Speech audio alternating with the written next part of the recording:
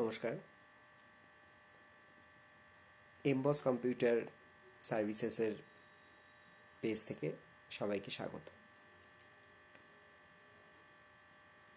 অনেকেই অনেক রকম প্রশ্ন করছো তোমরা। আমার বেসিক্যালি এখানে স্টুডেন্টরাই রয়েছেন বা রয়েছে যারা আমার কাছে রেগুলার ক্লাস করে থাকে, বা বেশ কিছু বাইরের লোকও হয়তো আছেন যারা আমার সঙ্গে পরিচিত। তো যাই হোক, মেইনলি স্টুডেন্টের উদ্দেশ্যেই বলা। অনেক রকমের প্রশ্ন তোমরা করছো। বিভিন্ন রকম এক্সাম হচ্ছে আমি জানি।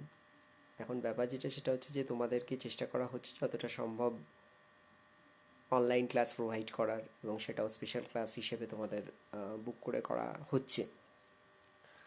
তো যাই হোক, আমার কাছে যে সমস্ত কোয়ারিগুলো আমি দেখলাম যেগুলো এসছে, তাদের মধ্যে মেনলি সিলেবাস ওয়াইজ যদি বলো তাহলে তোমার সেটা একটা অপারেটিং সিস্টেমের উপর তোমরা একটা ক্লাস অনেকই চেয়েছো। মানে অপারেটিং সিস্টেম বলতে যেটা ওল্ডেস্ট অপারেটিং সিস্টেম, অর্থাৎ মাইক্রোসফট ডিস্ক অপারেটিং সিস্টেম।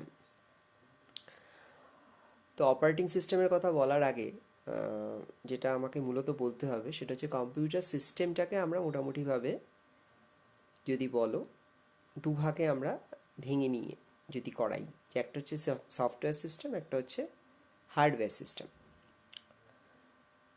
তো সফটওয়্যার সিস্টেমের মধ্যে মূলত আমাদের দুটো পার্ট পড়ে। একটা হচ্ছে সিস্টেম সফটওয়্যার, একটা হচ্ছে অ্যাপ্লিকেশন সফটওয়্যার। এবার সিস্টেম সফটওয়্যারের মধ্যে যদি বলো তাহলে তার মধ্যে অপারেটিং সিস্টেম ব্যাপারটা আসে। এবার তোমরা আমার কাছে যে কোয়ারিগুলো করেছো বা তোমরা অনলাইনে যে কোয়ারিগুলো জিজ্ঞেস করছো এমবসের কাছে, সেটা হচ্ছে যে অপারেটিং সিস্টেম মানে যেটা আমাদের ওল্ডেস্ট অপারেটিং সিস্টেম, অর্থাৎ মাইক্রোসফট ডিস্ক অপারেটিং সিস্টেম, যেটাকে আমরা ছোটো করে বলি এমএস ডস। প্র্যাকটিক্যালি এমএস ডসটা একটু বড়ই ব্যাপার। মানে এমএস ডসটাতে কাজ করতে গেলে অনেক কিছু কমান্ড জানা দরকার। এটা মেনলি কমান্ড ইউজার ইন্টারপ্রিটার, মানে কমান্ড বেস সফটওয়্যার বলতে পারো। এখানে যে কাজই করা হয় সবটাই কমান্ড বেস। মানে তুমি একটা ফাইল তৈরি করতে গেলে সেখানেও তোমায় কমান্ড দিতে হবে, সেই ফাইলে লিখে সেই ফাইলটিকে সেভ করতে গেলে সেখানেও তোমায় কমান্ড ইউজ করতে হবে, এবং তুমি যাই করো, ফাইলটা রিনেম, কপি, ডিলিট বা বিভিন্ন রকম এক্স কপি, ডেল ট্রি, নানান রকমের কমান্ড এখানে রয়েছে। এবার মেনলি মূলত আমি খুব ছোট করে বলার চেষ্টা করছি, কারণ যেহেতু তোমরা জিনিস সম্বন্ধে আমার কাছে একটা ডেসক্রিপশান চেয়েছো। তো এখানে প্রধানত যেটা করা হয় সেটা হচ্ছে যে ইন্টারনাল কমান্ড আর এক্সটার্নাল কমান্ড দুরকমভাবে এখানে কমান্ডকে ডিফারেন্সিয়েট করা হয়। তো ইন্টারনালের মধ্যে যেটা পড়ে, আমরা ইন্টারনাল বলতে যেটা বুঝি সেটা হচ্ছে অভ্যন্তরীণ, তাই তো? ইন্টারনালে যদি বাংলা করা হয়, অর্থাৎ অভ্যন্তরীণ বলতে আমাদের এখানে যেটা আমরা বলতে চাইছি সেটা হচ্ছে যে ধরো system date, time, version, volume, level, এগুলো হচ্ছে সব ইন্টারনালের মধ্যে পড়ে। এবার এগুলোর প্রত্যেকটার ইন্ডিভিজুয়াল সিনটেক্স আছে। সে সিনটেক্সগুলো আশা করি তোমাদের প্রত্যেকের কাছেই রয়েছে। আমি জাস্ট ব্যাপারটা একটু ডিসকাস করে দেওয়ার চেষ্টা করছি, বা অনেকেই সিনটেক্সগুলো জানিয়েওছো, অথবা সিনটেক্সের যে গাইডলাইন সেটা তোমরা পেয়েও যাবে পরবর্তীকালে অনলাইনে যদি তোমরা চাও। তো যাই হোক, ডেট থেকে আমরা অবভিয়াসলি মান্থ, ডেট, ইয়ার হিসেবে আমরা ডেটটাকে কম্পিউটার ইনপুট করতে পারি। টাইম থেকে hours, minute, second, micro second, এইভাবে করা যায়। ভার্সন, আমরা কোন ভার্সন ইউজ করছি, হ্যাঁ, কমান্ড প্রম্পটের বা এমএস ডস প্রম্পটের, সেটা আমরা পেয়ে থাকি। লেভেল থেকে এখানে একটা লেভেলিং করা হয়, ঠিক আছে? মানে কম্পিউটার একটা লেভেলিং, মানে তোমার যে সি ড্রাইভ বা ডি ড্রাইভ সেটা তুমি কী নামে রাখতে চাইছো সেই লেভেলিংটা এখান থেকে করা হয়ে থাকে, মেনলি সি ড্রাইভ। আর যেটা করা হয় সেটা হচ্ছে যে ভলিউম আছে, লেভেলের পর ভলিউম আছে। তুমি যদি চাও ভলিউম লেভেলটা এখানে দেখতে পারো, বা চাইলে সেটাকে ডিলিট করে চেঞ্জও করতে পারো, বা যাই হোক। আর একটা যেটা সেটা হচ্ছে যে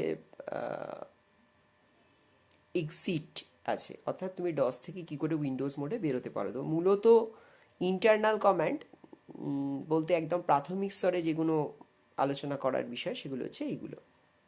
এক্সটার্নাল কমান্ডের মধ্যে অনেকগুলো রয়েছে, অনেক কমান্ড আছে।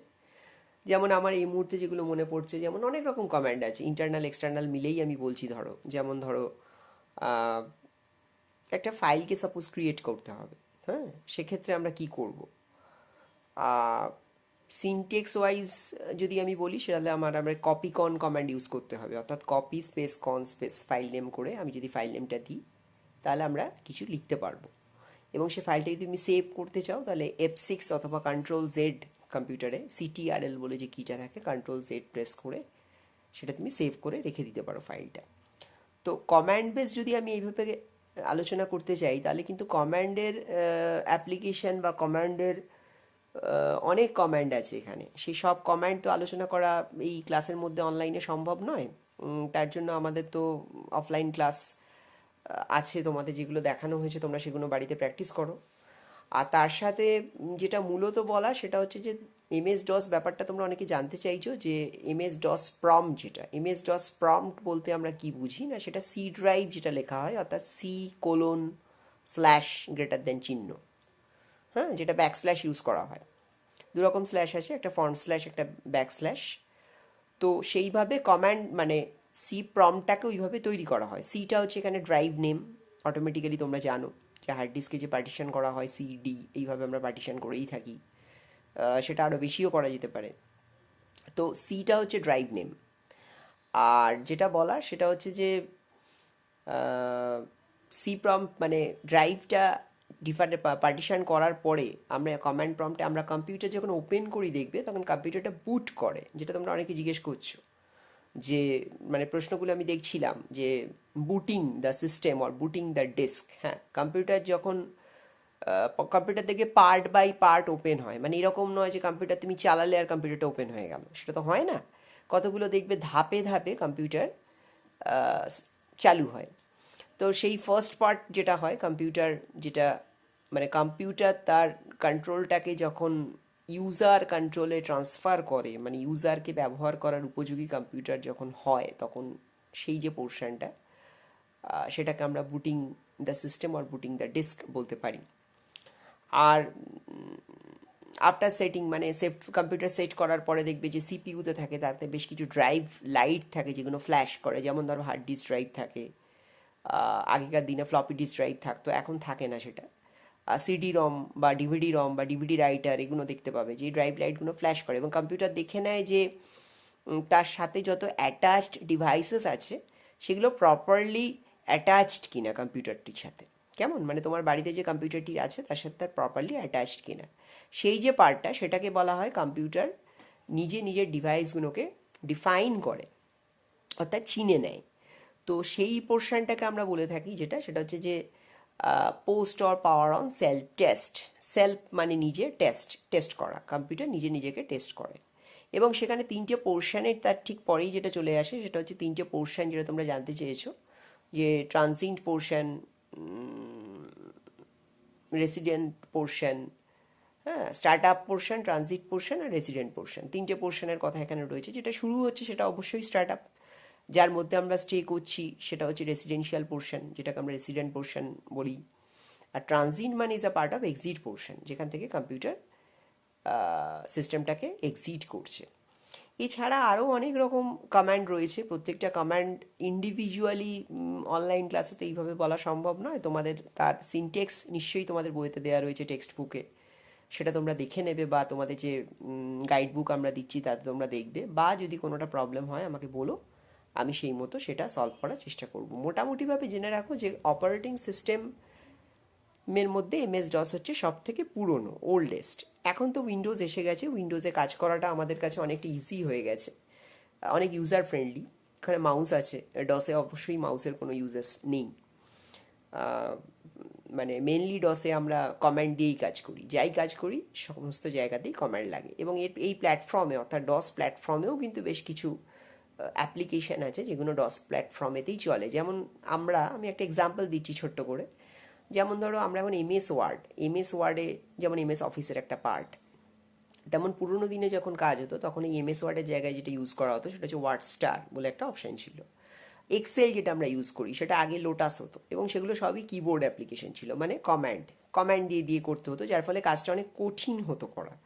এখন কিন্তু আমাদের উইন্ডোজ আসার পরে আমরা ইউজার ফ্রেন্ডলি হয়ে গেছি, মানে কম্পিউটারের সাথে আমরা অনেক ইউজার ফ্রেন্ডলি হয়ে গেছি, আমরা খুব সহজে কাজ করে ফেলতে পারছি খুব ইজিলি মাউস ক্লিক করে।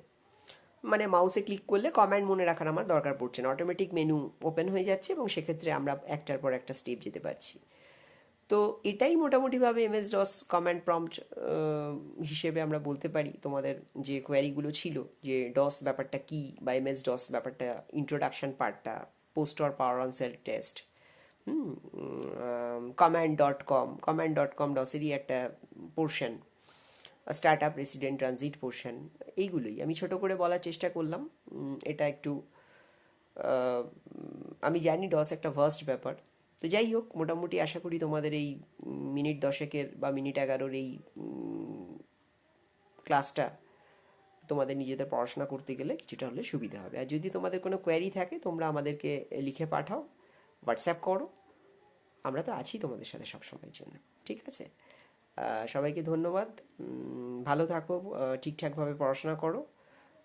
আমরা দেখছি পরবর্তীকালে কত তাড়াতাড়ি আমরা অফলাইন ক্লাস স্টার্ট করতে পারি। তবে আপাতত একটা কথা বলে দিই যে আমরা এমবস কম্পিউটার সার্ভিসেসের এই প্ল্যাটফর্ম থেকে আমরা তোমাদের কাছে পৌঁছবো, মাঝে মধ্যেই তোমাদের কোয়ারিগুলোকে নিয়ে আমরা আলোচনা করার চেষ্টা করব। যেটা তোমাদের অসুবিধা হবে সেটা আমাদের লিখো, এবং সেই মতো আমরা চেষ্টা করব। সব তো করা সম্ভব নয়, যেগুলো ম্যাক্সিমাম হবে আমরা সেগুলো নিশ্চয়ই চেষ্টা করব তোমাদের কাছে ছোট ছোট করে ক্লাস করে পৌঁছে দেওয়া। যদি অপারেটিং সিস্টেম বা এই ডসের ওপরই আরও কোনো ক্লাস প্রয়োজন হয় আমাকে পার্সোনালি বা আমাদের যে অফিসিয়াল নাম্বার আছে তাতে তোমরা লিখো, আমি চেষ্টা করব। আবার আজকে তো ইন্ট্রোডাক্টরি পার্টে নিয়ে কথা বললাম, আমরা সেই টপিকটার উপর বেস করে কথা বলতেই পারি।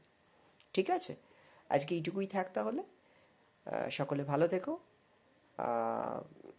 আবার দেখা হবে খুব শীঘ্রই, আবার দেখা হবে। Thank you.